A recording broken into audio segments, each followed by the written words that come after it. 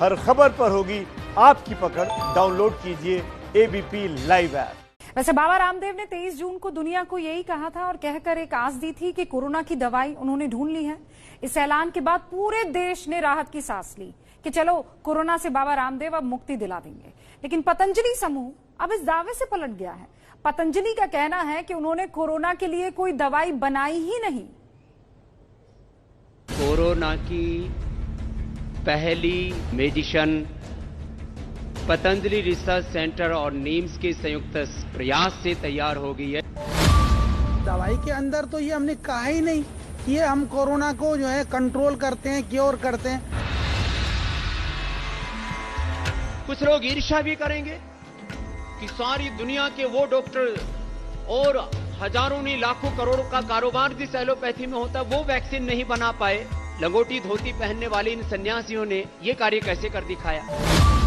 हम नहीं कह रहे हैं कि हमने कोरोना की दवाई बनाई। डॉक्टर साहब आप पकड़ लीजिए, ये कोरोनिल है।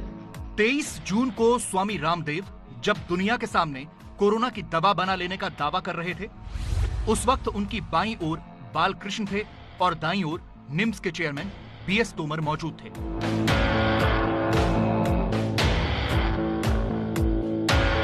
बाबा के साथ बालकृष्ण भी उत्साहित थे और बगल में खड़े बीएस तोमर भी जीत की हंसी हंस रहे थे। मगर दवा के दावे से पहले तोमर साहब मुकरे और आज आचार्य बालकृष्ण भी पलट गए। दवाई के अंदर तो ये हमने कहा ही नहीं कि ये हम कोरोना को जो है कंट्रोल करते हैं, क्योर करते हैं। हमने कहा कि हमने ये दवाइयां बनाई थी, वो क्लिनिकल रिसर्च के अंदर ये दवाइयां दे दी। दवाई देने से कोरोना के रोगी ठीक हो गए। एक झूठ को छुपाने के लिए बालकृष्ण ने दूसरा झूठ बोल दिया। जरा सुनिए 23 जून को स्वामी रामदेव ने क्या कहा था। कोरोना की पहली Ayurvedic clinically control trial based evidence research based medicine Patanjali research centre और नीम्स के संयुक्त प्रयास से तैयार हो गई है। स्वामी रामदेव के इसी दावे के बाद आयुष मंत्रालय ने नोटिस जारी किया था और दवा से जुड़ी जानकारी मांगी थी।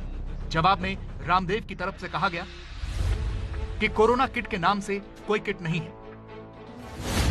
लेकिन 23 जून को ही आई इस तस्वीर को देखिए जिसमें लिखा है पतंजलि रिसर्च इंस्टीट्यूट के द्वारा परीक्षित एवं सत्यापित औषधि और इंग्लिश में ठीक नीचे लिखा है दिव्य कोरोना किट। उत्तराखंड आयुष विभाग की ओर से ड्रग इंस्पेक्टर ने पतंजलि जाकर जांच की। इंस्पेक्शन में कोरोना किट नहीं मिली है।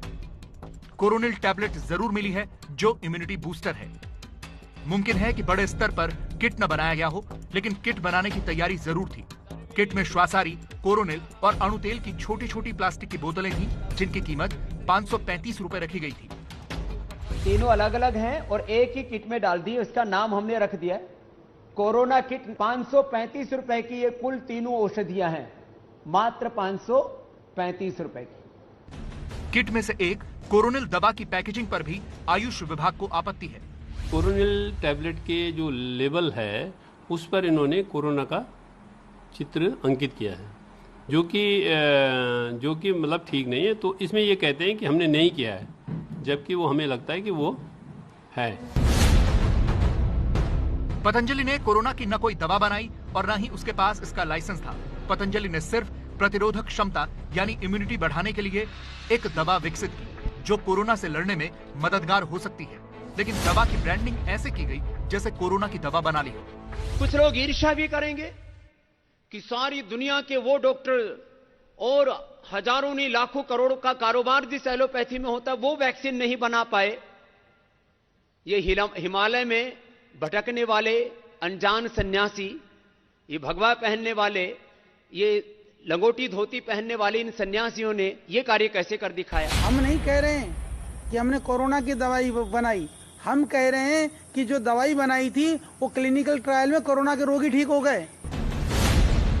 कोरोना से पूरी दुनिया जूझ रही है। ऐसे में पतंजलि कोरोना की दवाई बना ले तो ये देश के लिए गर्व की बात होगी। लेकिन बिना मजबूत आधार के ऐसी हवाई बातें करना ठीक नहीं।